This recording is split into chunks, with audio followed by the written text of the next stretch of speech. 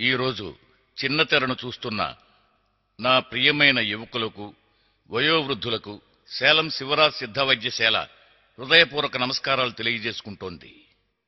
సేలం సిద్ధ వైద్యశాల అనేది తమిళనాడులో 7 తరాల తరబడి 189 సంవత్సరాల నుంచి అనూచానంగా సిద్ధ వైద్యం చేస్తున్న కుటుంబం.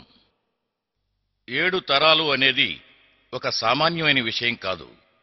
202 సంవత్సరాల క్రితం మొట్టమొదటిసారిగా స్థాపించబడిన సంస్థ మా సంస్థ. ముత్తులింగస్వామి గారు మొదటిసారిగా ఈ సిద్ధ వైద్యం నేర్చుకుని ఈ సిద్ధ వైద్యం చేయడం 202 ఏళ్ల క్రితమే ప్రారంభించారు. ఆయన వారి కుమారుడు సుబ్రహ్మణ్య వైద్యులు గారికి ఈ వృత్తి రహస్యాలను నేర్పారు.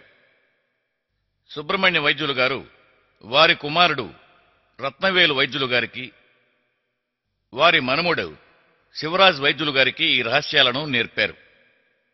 శివరాజ్ వైద్యులు గారు వారి కుమారుడు శివరాజ్ శివకుమార్ అయిన నాకు, శివరాజ్ సంజయ్కి ఈ వృత్తి రహస్యాలను నేర్పించారు. నేను నా మనుమడు శివరాజ్ శిబికి ఈ వృత్తి రహస్యాలను నేర్పిస్తూ వస్తున్నాను. ఎందుకంటే భగవంతుడు సృష్టించేటప్పుడు ఈ భూమి మీద అంతులేని వనమూలికలను సృష్టించాడు. తమిళనాడులో చూస్తే ఒక 200-250 మంది వంశపారంపర్యంగా వస్తున్న సిద్ధ వైద్యులు ఈ రాష్ట్రంలో ఉన్నారు. 80-85 ఏళ్ల వృద్ధులు. ఎందుకంటే నాకే 65 ఏళ్ల వయసు పైబడిందంటే వాళ్ళకి ఇంకా ఎక్కువ వయసు ఉంటుంది. ఒక్కొక్కరిని తీసుకుంటే వాళ్ళ దగ్గర ఎంతో అద్భుతమైన ఒక్కొక్క వ్యాధికి ప్రత్యేకమైన శక్తి గల వనమూలికలు ఉన్నాయి. అవన్నీ కూడా ఎంతో శక్తివంతమైన వనమూలికలు. ఈ 200-250 మంది కూడా కాలం గడిచే కొద్దీ మనతో లేకుండా పోతే తమిళనాడులో సిద్ధ వైద్యం ఉండేది అనే ఒక జాడ కూడా లేకుండా పోతుంది. ఎంతగా పట్టాల చదువులు చదువుకున్నా, సిద్ధ వైద్యంలో చదువుకుని వచ్చినా, వంశపారంపర్యంగా వస్తున్న సిద్ధ వైద్యులకు తెలిసిన మూలిక రహస్యాలు ఇంకెవరికీ కూడా తెలియవని చెప్పి నేను మీకు నిర్ద్వందంగా చెప్తున్నాను. మన ప్రభుత్వం దీనికి ఒక ప్రాధాన్యతనిచ్చి వంశపారంపర్యంగా వస్తున్న సిద్ధ వైద్యులను ఉపయోగించుకుంటే దేశంలో ఉన్న మొత్తం వ్యాధులన్నీ కూడా పటాపంచలైపోయి అందరూ కూడా ఆరోగ్యవంతులవుతారని చెప్పి నేను ఘంటాపదంగా చెబుతున్నాను. ఈ విషయంలో సందేహానికి ఏ విధంగానూ తావులేదు. ఇది నేను చాలా మనస్ఫూర్తిగా చెప్తున్నాను. కారణం ఏమిటి అంటే ఈ రోజు ఆయుర్వేద వైద్యానికి ఎంతో అంతులేని ప్రాధాన్యతనిస్తున్నారు. ఆ ప్రాధాన్యత అంతా ఇంతా కాదు. దేశ ప్రధానికి మోకాలు నొప్పి వచ్చినా కేరళకే వెళుతున్నారు. బండారు నాయకేకి మోకాలు నొప్పి వస్తే కేరళ వెళుతున్నారు. తమిళనాడులో వైద్యులు లేరా? ఎందుకంటే తమిళనాడులో సిద్ధ వైద్యానికి విలువనిచ్చే మనుషులు లేరు. తమిళనాడులోనే పుట్టి, తమిళనాడులోనే పెరిగి, తమిళనాడులోనే జీవిస్తున్న వాళ్ళు సిద్ధ వైద్యానికి విలువనివ్వడం లేదు. ఆ బాధను నేను రాబోయే కార్యక్రమాల్లో చెప్పుకుంటూ వస్తాను. కారణం ఏమిటంటే సిద్ధ వైద్యంలో అంతులేనన్ని వనమూలికలున్నాయి. ఫలానా వ్యాధికి అంటూ లేదు. సమస్త వ్యాధులకి సిద్ధ వైద్యం ద్వారా అద్భుతమైన చికిత్స చేసి వ్యాధిగ్రస్తులను పరిపూర్ణమైన ఆరోగ్యవంతులుగా మార్చగల అవకాశాలు పరిపూర్ణంగా ఉన్నాయి. ఆ విధంగా మా ముత్తాతగారు, తాతగారు, ఇప్పుడు తీసుకుంటే మా ముత్తాతగారు, ఆ తర్వాత తాతగారు, నా తాతగారు ఉండేవారు, నా తండ్రి గారు ఉండేవారు. వాళ్ళందరూ కూడా ఇప్పుడు లేరు. వాళ్ళ దగ్గర నుంచి మూలికా రహస్యాలను నేను ఎంతగా గొప్పగా నేర్చుకున్నా వాళ్ళ దగ్గరున్న మూలికా రహస్యాలు మనతో లేకుండా పోతాయి కదా. ఆ విధంగా తగ్గిపోతూ వస్తే రేపు నేను లేననుకోండి, అప్పుడు ఆ రహస్యాలు పోతాయి కదా. ఎందుకంటే ఒక్కొక్కరికి ఒక ప్రత్యేక సామర్థ్యంలాగా ఇప్పుడు ఈ బలహీనత, మగతనం లోపం, సంసారానికి అర్హతను కోల్పోవడం, వీటిని నయం చేసే అద్భుతమైన వనమూలికలు మా ముత్తాతగారి కాలం నుంచి వస్తున్నాయి. అందుకని నేను చెప్పేది ఏమిటంటే ప్రతి కార్యక్రమంలోనూ ఆధారభూతంగా ఘంటాపదంగా చెప్పడానికి కారణం ఏమిటంటే బలహీనతకు చికిత్స సేలం శివరాజ్ సిద్ధ వైద్యశాల తప్ప మరెవరూ చేయలేరని చెప్పి చెప్తున్నాను. అటువంటి మహత్తరమైన వనమూలికలన్నీ కూడా మా దగ్గరున్నాయని చెప్పి మీకు మనవి చేసుకుంటున్నాను. ఆ లోపం ఉన్న కుర్రాడికి చికిత్స చేసి పరిపూర్ణమైన ఆరోగ్యవంతుడిని చేయగలవని చెప్పి ఈ కార్యక్రమం ద్వారా తెలియజేసుకుంటున్నాను. ఎందుకంటే నా కార్యక్రమాన్ని చూస్తే ఒక్కో కార్యక్రమంలోనూ ఒక్కో విధంగా, అంటే ఒక్కొక్క కార్యక్రమంలోనూ నేనేదో నా నోటికొచ్చినట్టు మాట్లాడటం లేదు. పత్రికల్లో డైలీ వచ్చే పత్రికల్లో ప్రచురించబడే ఆధారాలన్నీ కూడా నోట్ చేసి పెట్టుకుని అందులో ప్రజలకి ముఖ్యంగా ఉపయోగపడేవన్నీ కూడా నా మేనేజర్ సెలెక్ట్ చేసి పెడితే అవి నేను మీ దగ్గర చెప్తున్నాను. అదే విధంగా చికిత్సకు వచ్చేవాళ్ళు ఎంతవరకు బాధితులై వచ్చారో వాళ్ళ ఊరి పేర్లు మార్చి నేను ఈ కార్యక్రమంలో మీకు చెప్తున్నాను. ఎందుకంటే ఇంతకు ముందు ఒక కార్యక్రమంలో నేను సెల్ ఫోన్ లో మాట్లాడినట్టు మాట్లాడాను. అదే తిరుచి నుంచి ఫోన్ చేసిన ఒక వ్యక్తితో మాట్లాడేటప్పుడు ఆ అబ్బాయి వివాహం చేసుకోబోతున్నాను, వివాహం ఖాయమైంది అని చెప్పాడు. తన లోపాన్ని చెప్పి తల్లిదండ్రులకు చెప్పలేకపోతున్నాను అని చెప్పాడు. ఎందుకు చెప్పవురా? నిజం తల్లిదండ్రులకు చెప్పి నీ లోపానికి సరైన చికిత్స చేయించుకుని పరిపూర్ణమైన ఆరోగ్యవంతుడే పెళ్లికి అర్హత పొందొచ్చు కదా, ఎందుకు ఒక ఆడపిల్ల జీవితాన్ని నాశనం చేస్తావు అని నేను ఆ కార్యక్రమంలో చెప్తాను. అప్పుడు చూసేవాళ్ళు అందరూ కూడా అయ్యో ఏమిటి వైద్యులు ఇంత కోపంగా మాట్లాడుతున్నారు, తిడుతున్నారు, గొడవ పడుతున్నారు అని చెప్పి అనుకుంటారు. నేను అలా మాట్లాడటానికి కారణం ఏమిటో తెలుసా? నేను తమిళనాడులోనే పుట్టాను, తమిళనాడులోనే పెరిగాను, తమిళనాడులోనే పెద్దవాడినై జీవిస్తున్నాను. అలాంటప్పుడు తమిళనాడులోనే పుట్టి పెరిగి దురభ్యాసాలకు లోనైన కుర్రాళ్ళని నేను తిట్టకూడదా, మందలించకూడదా? వాళ్ల కుటుంబంలో నేను పెద్దన్నయ్యగాను, పెద్ద సోదరుడుగాను, పెద్ద మావయ్యగాను, పెద్ద తండ్రిగాను, ఒక శ్రేయోభిలాషినో అని భావించే నేను అలా ప్రవర్తించానని తెలియజేసుకుంటున్నాను. అందువల్ల నిన్ను మందలించడానికి నాకు హక్కు లేదా? నువ్వు ఈ గడ్డ మీద పుట్టావు కదా, నువ్వు ఈ గడ్డ మీద పుట్టావు కదా, నిన్ను మందలిస్తే తప్పేమిటి? మన గడ్డ మీద పుట్టిన వాళ్ళు అందరూ కూడా ఒకటే. కులమత భేదాలు చూడొద్దు, కులమతాలు మనకెప్పుడూ వద్దు. మనందరం కూడా తోడబుట్టిన అన్నదమ్ములమే. ఏ మతమైనా సరే ఈ గడ్డ మీద పుట్టిన వాళ్ళందరం కూడా అన్నదమ్ములు లాంటి వాళ్ళమే. అయితే ఒకరు తప్పు చేస్తుంటే చూస్తూ ఊరుకోమంటావా నన్ను? ఒక సిద్ధ వైద్యుడిగా ఈ బలహీనత వల్ల ఎంత చిత్రవద అనుభవిస్తారో నాకు బాగా తెలుసు. అది నేను చెప్పకూడదా నీకు? ఎందుకు నీ కోపం వస్తోంది? నిన్నే అడుగుతున్నాను, చెప్పు. చూస్తూ కూర్చుంటావే, నీకెందుకు కోపం వస్తోంది? బలహీనత, సంసార జీవితానికి అనర్హుడు కావడం అనేవి జీవితంలో చాలా దారుణమైన అంశాలు. ఏ వ్యక్తి అయినా సరే భార్యకు సంసార సుఖాన్ని ఇచ్చే శక్తి లేనివాడైతే అతని జీవితం నిరర్ధకమే. చిన్న వయసు కుర్రాడు చదువుకునే రోజుల్లో శరీరంలో ఎంతగా శక్తినుంచుకుంటాడో వాడే లోకంలో కల్లా గొప్ప ధనవంతుడు, శ్రీమంతుడు, అత్యంత సంతోషాన్ని మనసులో ఉంచుకున్నవాడు. చెన్నై బ్రాంచ్ ఆఫీస్ ప్రతి నెల 1, 2, 3 మరియు 21, 22 తేదీలలో ఉదయం 7 గంటల నుండి రాత్రి 7 గంటల వరకు. పాత డోర్ నెంబర్ 53/4, కొత్త నంబర్ 10/4, వీరభద్రం తెరు, వల్లువరు కోటం, విఐపి గేట్ దగ్గర, నుంగంబాకం, చెన్నై 34. సేలం ఆఫీస్ ప్రతిరోజు ఉదయం 7 గంటల నుండి సాయంత్రం 7 గంటల వరకు మీరు డాక్టర్ గారి సలహాలు పొందగలరు. సెలవు రోజులలో కూడా ఆఫీసు కలదు. సేలం శివరాజ్ సిద్ధ వైద్యశాల. అడ్రస్ అన్నా పార్క్ వెనుక, Tamil Chengam road, via C18A, Rajaram Nagar, Salem 7. Phone number 0427241978 మరియు 24197883. Fax number 24168331.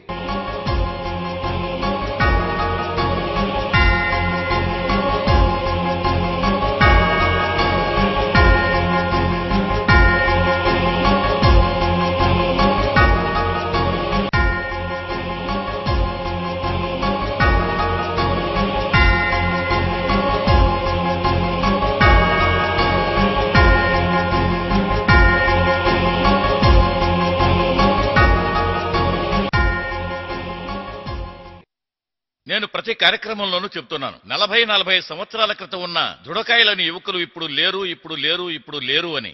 ప్రతి యువకుడు, ప్రతి వయోవృద్ధుడు కూడా ఆ రోజుల్లో ఎంతో దృఢంగా ఉండేవారు 40-40 సంవత్సరాల క్రితం. ఈ రోజు అదే యువకులు, చిన్న వయసు కుర్రాళ్ళు, వయోవృద్ధులు ఎందుకు దృఢంగా ఉండడం లేదో తెలుసా మీకు? కన్ను మూసి తెరిచేలోగా మాయమయ్యే సుఖం కోసం అన్యాయంగా కృంగిపోయి, కుమిలిపోయి, శక్తినంతా పోగొట్టుకుని ఎందుకు పనికిరాని విధంగా ఈ రోజు అందరూ జీవిస్తున్నారు. చిన్న వయసు కుర్రాడిని చూడండి. ఆ ఒకే ఒక డాక్టర్ చెప్పిన ఒకే ఒక మాట విని ఈ రోజు మన దేశంలో ఎన్నో వేల మంది కుర్రాళ్ళ జీవితాలను నాశనం చేసుకుంటున్నారు కదా. హస్తప్రయోగం చేయరా, హస్తప్రయోగం చేయరా, తప్పులేదు అంటున్నాడు. వీడు అబ్బిచ్చిన సొత్తా అది? హస్తప్రయోగం చేసుకోరా, హస్తప్రయోగం చేసుకోరా, తప్పులేదు అంటున్నాడు. ఎన్ని వేల మంది యువకుల జీవితాలు సర్వనాశనం అయిపోతున్నాయో తెలుసా? 15-20 సంవత్సరాల మధ్యన ఉన్న యువకులందరూ కూడా ఆ మాటలు విని ఒక కుర్రాడు 10 మంది కుర్రాళ్ళు చెప్తున్నాడు, 10 మంది కుర్రాళ్ళు 100 మంది కుర్రాళ్ళు చెప్తున్నాడు. ఆ జార్జ్యం అంతా మొత్తం వ్యాపించేసి కుర్రాళ్ళందరూ కూడా సర్వనాశనం అయిపోతున్నారు. అప్పుడు ఇక వాళ్ళు ఏం సాధించగలరు? ఏమీ సాధించలేరు. వేదన మాత్రమే మిగులుతుంది తప్ప సాధించలేరు.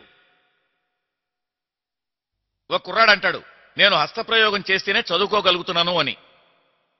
ఇంకొకడు బిజినెస్ చేసేవాడు, అకౌంట్ సాల్వ్ కాకపోతే నాకు ఏదైనా ప్రాబ్లం వస్తే హస్తప్రయోగం చేస్తే వెంటనే సాల్వ్ అయిపోతుంది అని.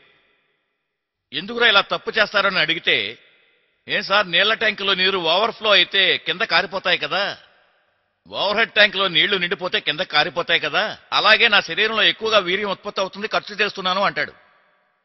ఎందుకంటే ఈ టైంలో ఏం చెప్పినా అర్థం చేసుకోరు. అర్థం చేసుకునే శక్తి ఉండదు. యువరక్తం ఎక్కువగా ఉత్పత్తి అవుతుంది. ఎందుకంటే నీ వయసు నుంచి దాటి వచ్చిన వాడినే నేనును. నీ వయసు నుంచి నేను దాటి వచ్చిన వాడినే. అనుభవం అనేది అనుభవించిన వాడికే తెలుస్తుంది, ఇంకెవరికీ తెలియదు కదా. వద్దురా నాన్న, ఆ తప్పు చేయొద్దు. ఎందుకంటే ఆ కుర్రాడు సంసార జీవితానికి అనర్హుడు. ఆ సుఖాన్ని అనుభవించలేడని చెప్పి నేను గొడవ పెట్టాను. తల్లిదండ్రులకు చెప్పి ఏ వైద్యుడి దగ్గరికైనా వీళ్ళ నయం చేసుకుని పెళ్లి చేసుకోమని చెప్పాను. ఎందుకు నేను అలా చెప్పాను? ఒక అమ్మాయి జీవితం నాశనం అవుతుంది కదా. చెప్పు, తల్లిదండ్రులకి చెప్పలేక దాచిపెట్టి పెళ్లి చేసుకున్నావు. అది ఒకసారి నాతో వానియంబాడి నుంచి ఒక పెద్ద ఆయన ఫోన్లో మాట్లాడారు. ఆ కార్యక్రమాన్ని చూసి, నేను సెల్ ఫోన్లో తిట్టి మాట్లాడే కార్యక్రమాన్ని చూసి నాకు ఫోన్ చేసి ఏడుస్తున్నారు. సార్, మీ కార్యక్రమాన్ని నేను విన్నాను. విని ఏడుస్తూనే ఫోన్లో మాట్లాడుతున్నారు. వానియంబాడిలో ఉన్న మిత్రుడు, అదే నా సోదరుడు అనుకోండి, నాతో చెప్పి ఏడుస్తున్నారు. సార్, మీరు తిట్టి మాట్లాడేది విన్నాను. ఒక కుర్రాడు పెళ్లి చేసుకోవడానికి సిద్ధమైనప్పుడు తన తల్లిదండ్రులతో ఆ విషయం చెప్పకుండా సిగ్గు విడిచి పెళ్లి చేసుకుని తండ్రి గొడవ చేస్తాడని చెప్పి ఒక అమ్మాయి జీవితాన్ని నాశనం చేస్తుంటే, నేను నా కూతురు సార్, ఒకే ఒక కూతురు, ఎంతో ప్రేమగా నా తాహతకు మించి కష్టపడి చదివించాను. చదివించి ఎంతో సక్రమంగా పెళ్లి చేశాను సార్. పెళ్లి చేశారు సార్, లక్షణంగా ఉందా అని అడిగాను.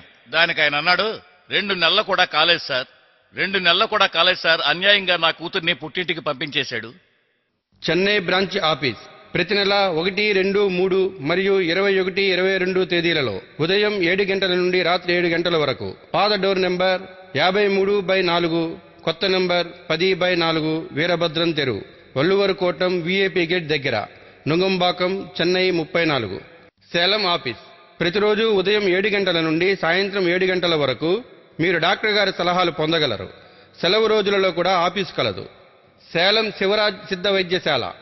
అడ్రస్ అన్నా పార్క్ వెనుక, Tamil Changam road, via C18A, Rajaram Nagar, Salem 7. Phone number 0412241972 మరియు 241973. Fax number 24168331.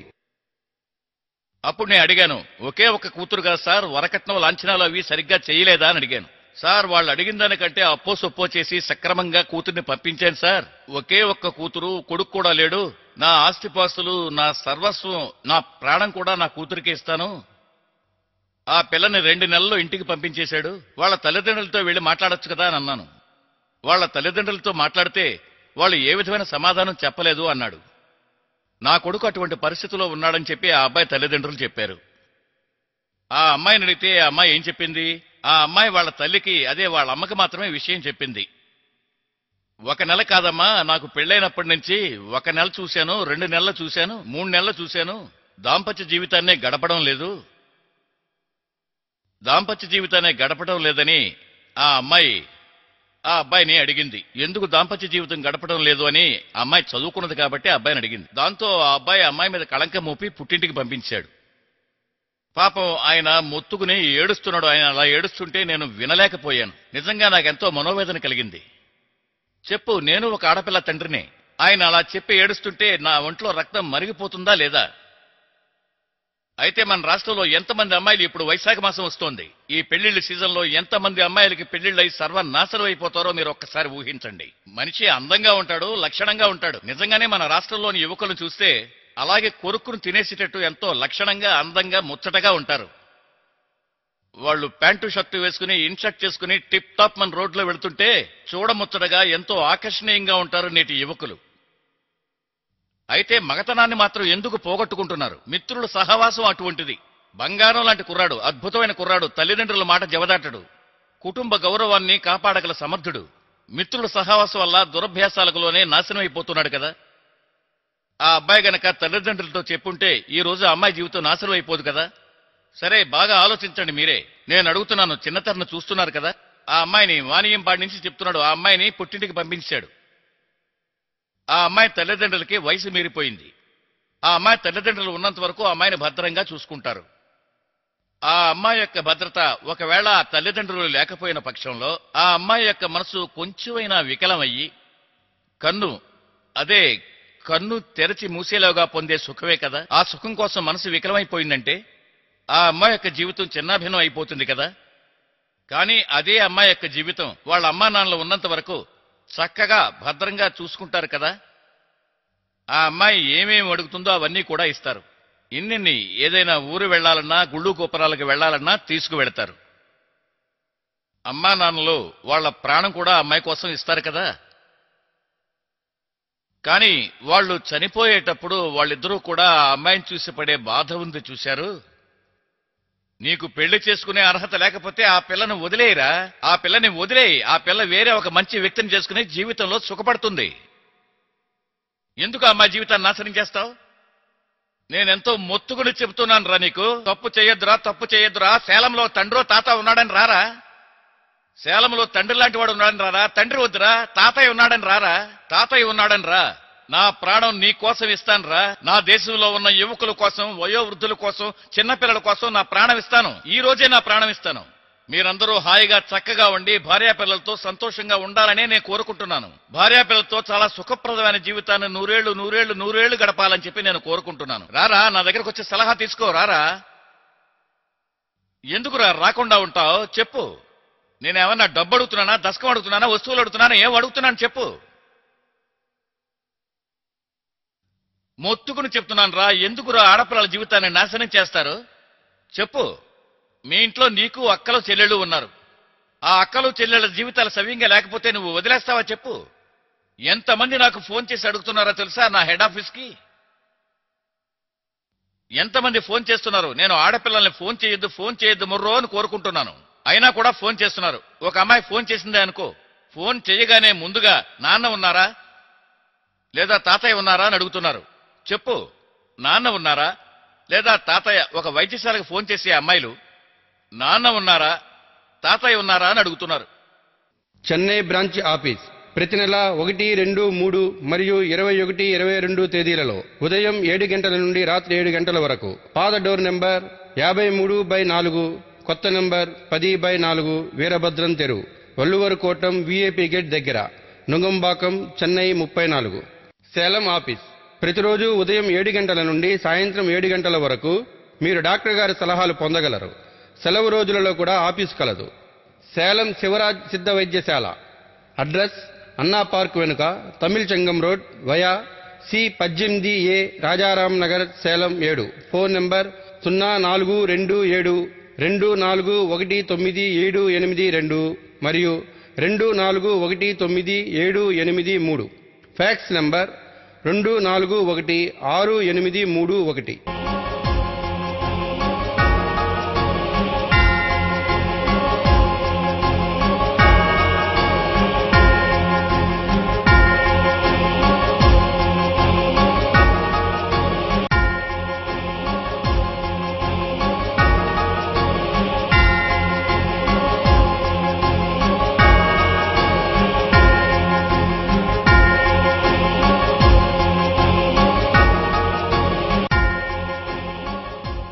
అదే సమయం యువకులందరినీ నేను అనడం లేదు, అందరి యువకులు అలా ఉంటారని నేను అనడం లేదు. ఎంతో మంది మన దేశంలో నిజం చెప్పాలంటే చేతులెత్తి దండం పెట్టాల్సిన బంగారం లాంటి యువకులు ఎంతో మంది ఉన్నారు.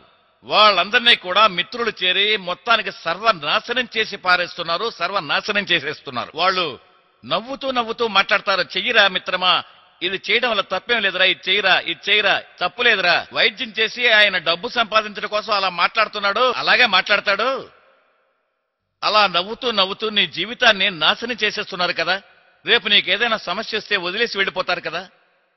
వాళ్ళు చెప్పే తప్పులన్నీ నువ్వు చేస్తున్నావు. ఒక అమ్మాయి నుంచి 2 అమ్మాయిల దగ్గరికి వెళ్తావు, 2 అమ్మాయిల నుంచి 4 అమ్మాయిల దగ్గరికి పెడతావు. అప్పుడు రేపు నీ భార్య సంసార జీవితంలో సుఖపెట్టకపోతే రేపు నిన్ను నిలదీసి అడుగుతుంది, ఏరా నువ్వు అసలు మగాడివేనట్రా అని. సుఖపెట్టలేకపోతున్నావు, నువ్వు అసలు మగాడివేనా అని అడుగుతుంది. నువ్వు ఆ మాటలు విని అసలు బతకగలవా చెప్పు? నిన్నే అడుగుతున్నాను చెప్పు. నీ భార్య, నువ్వు పెద్ద డబ్బున్నవాడివి, కోట్లాది ఆస్తి ఉంది, చుట్టూ కూడా మంది మార్పడం ఎంతో మంది ఉన్నారు. నీ భార్య నైట్ని పడుకునేటప్పుడు నువ్వు సంసార జీవితంలో సుఖపెట్టలేకపోతే ఆ భార్య రేపు నిన్ను నిలదీసి అడుగుతుంది, నువ్వు అసలు మగాడవేనట్రా అని. అప్పుడు నువ్వు ఏం చేస్తావురా చెప్పు? నీ మంది మార్బలం వచ్చి నిన్ను కాపాడుతుందా? నీ డబ్బొచ్చి నిన్ను కాపాడుతుందా? నీ బంధువులు వచ్చి నిన్ను కాపాడతారా? ఆ అమ్మాయి అలా అడిగితే నువ్వు అసలు జీవితంలో తలెత్తుకుని తిరగగలవా? మొహం చూపించగలవా?